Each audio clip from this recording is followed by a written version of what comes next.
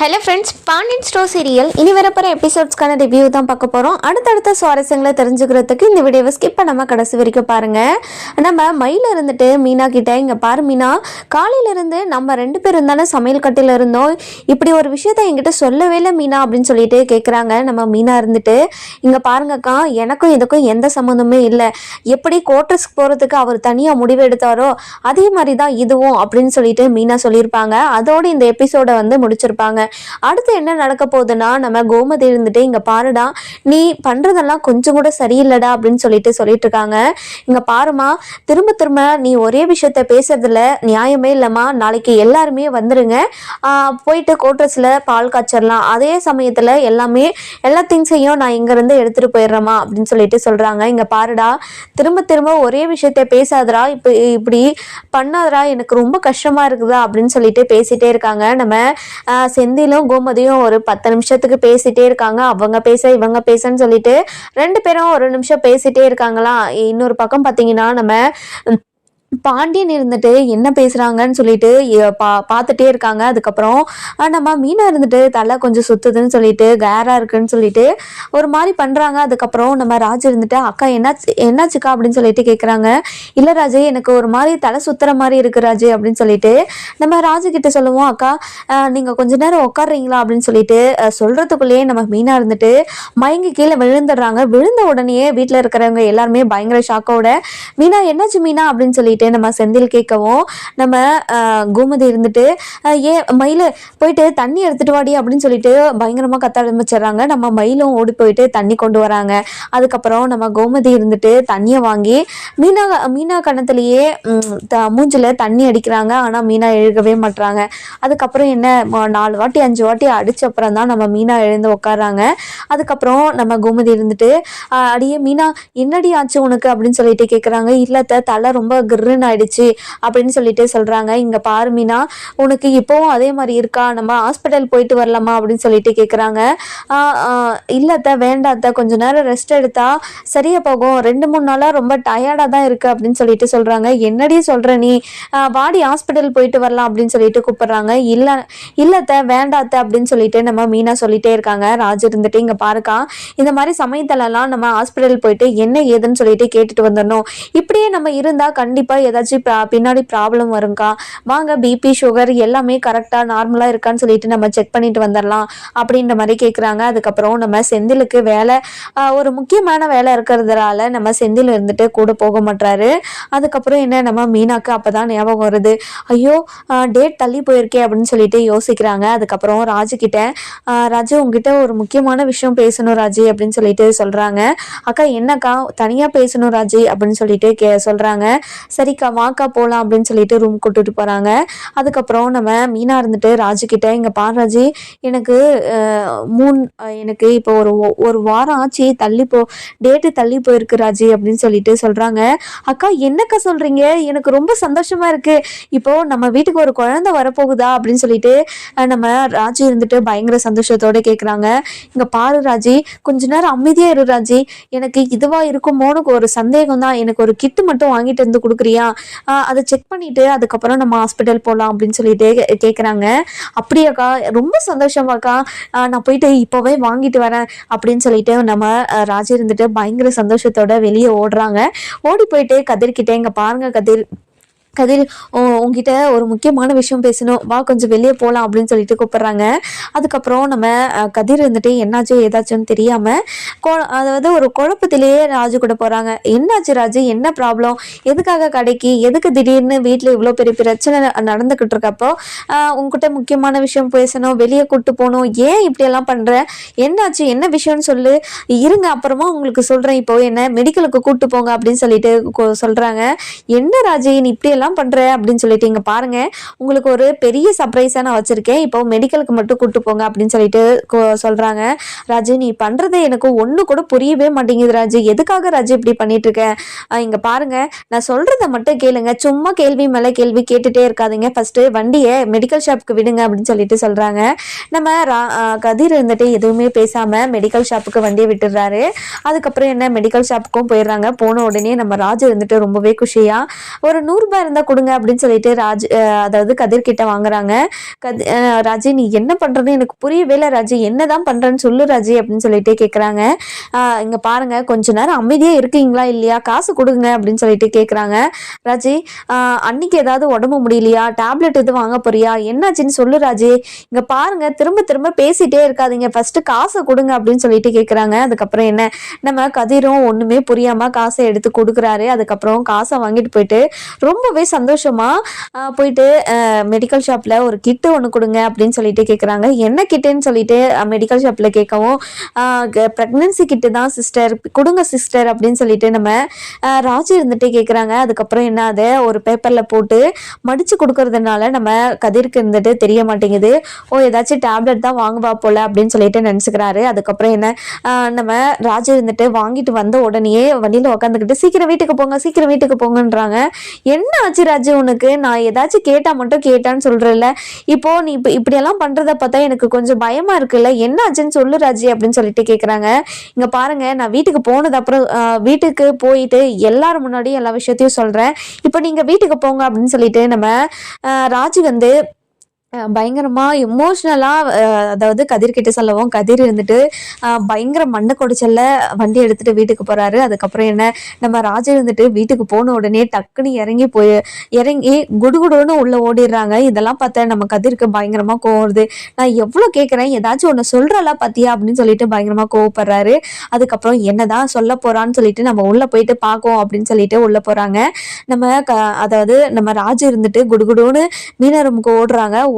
ஓடினதை பார்த்த நம்ம பாண்டியன் கோமதி எல்லாருமே பயங்கர ஷாக் ஆயிட்டு நம்ம அரசி இருந்துட்டு அம்மா ஏமா அண்ணி அப்படி ஓடுறாங்க, என்னாச்சு அன்னிக்கு அப்படின்னு சொல்லிட்டு கேட்குறாங்க. எனக்கும் தெரியலடி, நானும் பார்த்துட்டு தானே இருக்கேன், எதுக்காக அவ அப்படி ஓடுறா எனக்கு புரியலையா அப்படின்னு சொல்லிட்டு கேட்குறாங்க. அதுக்கப்புறம் நம்ம ராஜு இருந்துட்டு மீனா ரூமுக்கு போன உடனே அக்கா இந்தாங்கக்கா போயிட்டு சீக்கிரமா செக் பண்ணுங்க போங்கக்கா, நான் வாங்கிட்டு வந்தது யாருக்குமே தெரியாது அப்படின்னு சொல்லிட்டு பயங்கர சந்தோஷத்தோட சொல்லிட்டு இருக்காங்க. அதுக்கப்புறம் என்ன நம்ம மீனா இருந்துட்டு உள்ள போயிட்டு செக் பண்றாங்க. செக் பண்ண உடனே பாசிட்டிவ் காட்டின உடனே நம்ம மீனாக்கு பயங்கர சந்தோஷம். அப்படியே அவங்களுக்கு வார்த்தையே வரமாட்டேங்குது. அதை எப்படி எக்ஸ்பிரஸ் பண்றது, எப்படி அவங்க எல்லாருக்கிட்டையும் சொல்றதுன்னு தெரியாம தகச்சு போய் நிக்கிறாங்க. இந்த ஒரு மொமெண்ட்டை யாராலுமே மிஸ் பண்ண முடியாது. அந்த ஒரு அப்படி ஒரு மொமெண்ட், ஒரு பொண்ணுக்கு தாயாகணும் அப்படின்ற அந்த ஒரு சூழ்நிலை வரும்போது அப்போ இருக்கிற ஃபீலிங்ஸே வேற தான். அந்த மாதிரி ஃபீலிங்ஸில் தான் நம்ம மீனா இருந்து இருக்கிறாங்க. அதுக்கப்புறம் நம்ம மீனா இருந்துட்டு வெளியே வராங்க. வெளியே வந்த உடனே நம்ம ராஜு இருந்துட்டு அக்கா என்னாச்சுக்கா, பாசிட்டிவ் தானேக்கா, நீங்கள் பாசிட்டிவ்னு சொல்லணும்னு நான் எதிர்பார்க்குறேன், ப்ளீஸ்க்கா பாசிட்டிவ்னு சொல்லுக்கா அப்படின்னு சொல்லிட்டு நம்ம ராஜு இருந்துட்டு ரொம்பவே எக்ஸைட்மெண்ட்டாக கேட்டுட்ருக்காங்க. ராஜி ஆமாம் ராஜி பாசிட்டிவ் தான் ராஜி அப்படின்னு சொல்லிட்டு சொல்கிறாங்க. சொன்ன உடனே பயங்கர ஷாக்கு. அதுக்கப்புறம் என்ன நம்ம ராஜு இருந்துட்டு அக்கா ரொம்ப சந்தோஷமா இருக்குதுக்கா, ப்ளீஸ்க்கா என்னை ஒரு ஹக் பண்ணிக்கோங்கக்கா, என்னை ஒரு கிஸ் பண்ணிக்கோங்கக்கா அப்படின்னு சொல்லிட்டு நம்ம ராஜு இருந்துட்டு பயங்கர எமோஷ்னலா நம்ம மீனாவை கட்டி பிடிச்சி கிஸ் பண்ணி ஐயோ என்னென்னமோ பண்றாங்க. அதுக்கப்புறம் என்ன நம்ம ராஜு இருந்துட்டு வெளியே போறாங்க. வெளியே போன உடனே என்னாச்சோ ஏதாச்சுன்னு சொல்லிட்டு நம்ம கோமதி பாண்டியன் அப்புறம் வந்து செந்தில் கதிர் எல்லாருமே பயங்கர எதிர்பார்ப்போடு இவங்க என்ன சொல்லுவாங்க, மீனாக்கு என்ன ஆச்சு, எதுக்காக இப்படியெல்லாம் பண்ணிட்டு இருக்காங்க அப்படின்னு சொல்லிட்டு எல்லாரும் மனசுலயும் ஒரு குழப்பத்துல இருக்காங்க. அதுக்கப்புறம் என்ன நம்ம ராஜு இருந்துட்டு அமைதியாக போகிறாங்க. மனசில் இருக்கிற விஷயத்த எப்படி அவங்க கிட்ட எக்ஸ்பிரஸ் பண்ணுறதுன்னு தெரியாமல் மெதுவாக நடந்து போயிட்டுருக்காங்க. நம்ம கோமதி இருந்துட்டு ஏய் ராஜு என்னடி ஆச்சு, எதுக்காகடி இப்படியெல்லாம் குடுகுடுன்னு ஓடுற, என்னென்னமோ பண்ணுற, என்னடி ஆச்சு உங்களுக்கெல்லாம் அப்படின்னு சொல்லிட்டு கேட்குறாங்க. அதுக்கப்புறம் நம்ம ராஜு இருந்துட்டு அத்தை அது வந்து அப்படின்னு சொல்லிட்டு இழுத்துட்டே இருக்காங்க. அதுக்கப்புறம் நம்ம கதிருக்கு கோவம் வந்துடுது. இங்கே பாரு ராஜி, நீ வண்டியில் போகும்போதும் அப்படி தான் சொன்னேன், என்னென்னமோ பண்ணுற ராஜு, நீ என்னதான் விஷயம்னு சொல்லு ராஜு, எனக்கு கோவம் வந்துடும் அப்புறம் அப்படின்னு சொல்லிட்டு நம்ம கதிர் இருந்துட்டு சொல்லவும் சரவணன் இருந்துட்டு இங்க பாரு கதிரு கொஞ்ச நேரம் அமைதியா இரு, ராஜு என்னதான் சொல்லுதுன்னு சொல்லிட்டு நம்ம பார்ப்போம் அப்படின்னு சொல்லிட்டு நம்ம சரவணன் ஒரு பக்கம் சொல்லவும் பழனி இருந்துட்டு பழனி இருந்துட்டு ஏம்மா ராஜி என்னம்மா விஷயம் சொல்லுமா, ஒவ்வொருத்தரும் ஒவ்வொரு ட்விஸ்ட்டாக வச்சுட்டே இருக்கீங்களே, என்னம்மா விஷயம் சொல்லுமா அப்படின்னு சொல்லிட்டு நம்ம பழனி இருந்துகிட்டே கேட்குறாரு. அதுக்கப்புறம் என்ன நம்ம ராஜி இருந்துட்டு மெதுவாக போயிட்டே இருக்காங்க. அதுக்கப்புறம் நம்ம மயில் இருந்துட்டு ராஜி என்ன ராஜி ஆச்சு, இத்தனை பேர் கேட்குறாங்கல்ல, ஏன் ராஜி வாயவே திறக்க மாட்டேங்கிற அப்படின்னு சொல்லிட்டு கேட்குறாங்க. அதுக்கப்புறம் என்ன நான் நம்ம கோமதி இருந்துட்டு மீனா எங்கடி அப்படின்னு சொல்லிட்டு கேட்குறாங்க. அத்தை மீனாக்கா உள்ளே இருக்காங்க அத்தை அப்படின்னு சொல்லிட்டு சொல்கிறாங்க. அதுக்கப்புறம் என்ன நம்ம மீனா ராஜு இருந்துட்டு இங்கே பாருங்க உங்களுக்கு எல்லாருக்கும் ஒரு சர்ப்ரைஸான விஷயம் அப்படின்னு சொல்லிட்டு சொல்கிறாங்க. சொன்ன உடனே எல்லாருக்குமே பயங்கர ஷாக். என்ன சர்ப்ரைஸ்ன்னு எனக்கு ஒன்றும் புரியலையே அப்படின்னு சொல்லிட்டு எல்லாருமே மண்டை குழம்பு போய் இருக்கிறாங்க. அதுக்கப்புறம் என்ன நம்ம ராஜு இருந்துட்டு இதுக்கு மேலே சொல்லலைன்னா எல்லாரும் மண்டையும் வெடிச்சிடுற மாதிரி தான் நம்ம ராஜு இருந்துட்டு எக்ஸ்பிரஸ் பண்ணிட்டு இருக்காங்க. அதுக்கப்புறம் என்ன நம்ம கதிர் இருந்துட்டு ரொம்பவே கோவமா ராஜி இப்போ சொல்ல போறியா இல்லை ராஜி, நீ பண்ணுறதெல்லாம் பார்த்தா எனக்கு பயங்கரமாக கோவம் வருது ராஜி அப்படின்னு சொல்லிட்டு சொல்கிறாங்க. இங்கே பாருங்க கோவப்படாதீங்க, நான் இப்போ சொல்கிறேன் அப்படின்னு சொல்லிட்டு ராஜி இருந்துட்டு ரொம்ப சந்தோஷமா அக்கா மாசமாக இருக்காங்க, ப்ரெக்னெண்ட்டாக இருக்காங்க அப்படின்னு சொல்லிட்டு சொல்லவும் வீட்டில் இருக்கிற எல்லாருமே பயங்கர ஷாக்கு. அது மட்டும் இல்லாமல் பயங்கர சந்தோஷமா படுறாங்க. அதுக்கப்புறம் செந்தில் இருந்துட்டு குடுகுடுன்னு ரூமுக்கு போயிடுறாரு. போன உடனே நம்ம மீனா கிட்ட மீனா உண்மையா மீனா அப்படின்னு சொல்லிட்டு கேட்குறாங்க. ஆமாங்க 1 வீக் தள்ளி போயிருக்கு, கிட்டில் பாசிட்டிவ்னு காட்டுது, ஆனால் ஹாஸ்பிட்டல் போயிட்டு செக் பண்ணிட்டு தான் இது அதாவது ப்ரெக்னன்சி இருக்கா இல்லைன்னு சொல்லிட்டு நம்ம கன்ஃபார்ம் பண்ண முடியுங்க அப்படின்னு சொல்லிட்டு நம்ம மீனா சொல்லுவோம். நம்ம செந்திலுக்கு பயங்கர சந்தோஷம். சரி மீனா வா ஹாஸ்பிட்டலுக்கு போகலாம் அப்படின்னு சொல்லிட்டு கூப்பிட்றாங்க. சரிங்க வரேன் அப்படின்னு சொல்லிட்டு நம்ம மீனா இருந்துட்டு ஹாஸ்பிட்டல் கிளம்புறாங்க. அதுக்கப்புறம் என்ன வெளியே வராங்க. வெளியே வந்த உடனே நம்ம கோமதி இருந்துட்டு மீனா ராஜி சொல்கிறது உண்மையா மீனா அப்படின்னு சொல்லிட்டு கேட்குறாங்க. ஆமாத்த 1 வீக் தள்ளி போயிருக்கு, ஹாஸ்பிட்டல் போயிட்டு செக் பண்ணிட்டு தான் இது கன்ஃபார்மாக இல்லையான்னு சொல்ல முடியும், இப்போதைக்கே நம்ம இதை வந்து கன்ஃபார்மாக எடுத்துக்க முடியாதத்த அப்படின்னு சொல்லிட்டு சொல்கிறாங்க. அது என்னமோ உண்மைதான் மீனா, நம்ம மயில் விஷயத்துலேயே அப்படி தானே ஆச்சு, அவள் அப்படி சொல்லி தானே நம்ம ஊர் ஃபுல்லாக தண்டோரம் அடித்து எல்லாரும் முன்னாடியும் அசிங்கப்பட்டு நின்றோம், ஃபஸ்ட்டு நீங்கள் ஹாஸ்பிட்டல் போயிட்டு செக் பண்ணிட்டு வாங்க அப்படின்ற மாதிரி சொல்கிறாங்க. அதுக்கப்புறம் என்ன நம்ம நம்ம ராஜு இருந்துட்டு மீனா கிட்ட போயிட்டு அக்கா நானும் ஹாஸ்பிட்டல் வரேங்க்கா ப்ளீஸ்க்கா அப்படின்னு சொல்லிட்டு சொல்கிறாங்க. அதுக்கப்புறம் சரி ராஜி நீயும் வா ராஜி, நீ வந்தாவும் எனக்கு கம்பெனியாக தான் இருக்கும் ராஜி, நீயும் வா அப்படின்னு சொல்லிட்டு சொல்கிறாங்க. சொன்ன உடனே நம்ம ராஜுக்கு பயங்கர சந்தோஷம். அதுக்கப்புறம் என்ன கதிர் இருந்துட்டு இந்த விஷயத்த சொல்கிறதுக்கு தான் இவ்வளோ தயங்கி நிந்தியா ராஜி அப்படின்னு சொல்லிட்டு நம்ம கதிர் இருந்துட்டு ராஜ்கிட்ட கேட்குறாங்க. ஆமாங்க இந்த விஷயத்த நம்ம உடனே சொல்லிட்டா எப்படி சுவாரஸ்யம் இருக்கும், அதனால தான் இப்படி நான் உங்ககிட்ட சொன்னேன். எப்படி த்ரில்லிங்காக இருந்துச்சா அப்படின்னு சொல்லிட்டு கேட்குறாங்க. ஆமாப்போ ரொம்ப த்ரில்லிங்காக தான் இருந்துச்சு அப்படின்னு சொல்லிட்டு நம்ம கதிர் இருந்துட்டு ரொம்பவே சந்தோஷமாக சொல்லிட்டு இருக்காரு. அதுக்கப்புறம் என்ன வீட்டில் இருக்கிறவங்க எல்லாருமே பயங்கர ஹாப்பி. அதுக்கப்புறம் நம்ம செந்திலும் மீனாவும் ஹாஸ்பிட்டல் போயிட்டு கன்ஃபார்ம் பண்ணிட்டு வர வரைக்குமே ஒரு பதட்டத்தில் தான் இருப்பாங்க. ஏன்னா மீனா அதாவது மயில் விஷயத்திலேயே ஒரு மாதிரி ஆச்சு இல்லையா, அதனால எல்லாருமே ஒரு குழப்பத்தில் இருக்காங்க. அதுக்கப்புறம் நம்ம செந்திலும் மீனாவும் ஹாஸ்பிட்டலுக்கு போகிறாங்க. நம்ம ராஜையும் கூட போகிறாங்க. கூட போயிட்டு ஹாஸ்பிட்டலுக்கும் போயிடுறாங்க. போன உடனே டாக்டரை பார்க்குறாங்க. டாக்டரை பார்த்துட்டு டாக்டர் நாங்கள் 1 வீக் வந்து தள்ளி போயிருக்கு, இப்போது கிட்டில் செக் பண்ணப்போ டபுள் கோடு வருது, ஆனால் அதாவது என்னோட அக்காவுக்கு வந்து இந்த மாதிரி தான் கிட்டில் பாசிட்டிவ்னு வந்து இப்போ குழந்தைய உண்டாகலை, அது ஃபால் ப்ரெக்னன்சி அப்படின்னு சொல்லிட்டாங்க, அதனால தான் செக் பண்ண வந்திருக்கோம் அப்படின்னு சொல்லிட்டு நம்ம டாக்டர்கிட்ட சொல்லவும் டாக்டர் இருந்துட்டு சரிங்க நம்ம செக் பண்ணிக்கலாம் அப்படின்னு சொல்லிட்டு பிளட் எல்லாம் எடுத்துகிட்டு போயிட்டு செக் பண்ணிட்டு இருக்காங்க. அதுக்கப்புறம் என்ன நம்ம மீனாவை ஸ்கேனுக்கு கூப்பிட்டு போகிறாங்க. நம்ம மீனா இருந்துட்டு ரொம்பவே சந்தோஷமாக ஸ்கேன் ரூமுக்கு போகிறாங்க. போன உடனேயே நம்ம ஸ்கேன் ரூமில் நம்ம மீனா இருந்துட்டு படுக்கிறாங்க. அதுக்கப்புறம் டாக்டரும் மிஷின் எல்லாம் ஆன் பண்ணி ஸ்கேன் பண்ணுறதுக்கு எல்லாமே ரெடி பண்ணி வைக்கிறாங்க. அதுக்கப்புறம் என்ன நம்ம மீனா வந்த உடனேயே ஸ்கேன் பண்ண ஆரம்பித்த உடனே நம்ம மீனா இருந்துட்டு பயங்கர எக்ஸைட்மெண்ட்டு. அதுக்கப்புறம் என்ன டாக்டர் இருந்துட்டு நீ ப்ரெக்னெண்ட்டாக தான்மா இருக்க அப்படின்ற மாதிரி சொல்லிடுறாங்க. சொன்ன உடனே மீனாவுக்கு பயங்கர சந்தோஷம். என்ன டாக்டர் சொல்கிறீங்க, இன்னொரு முறை சொல்லுங்கள் டாக்டர் அப்படின்னு சொல்லிட்டு கேட்குறாங்க. மீனா நீங்கள் ப்ரெக்னெண்ட்டாக இருக்கீங்க, நீங்கள் அம்மாவாக போகிறீங்க அப்படின்னு சொல்லிட்டு சொல்கிறாங்க.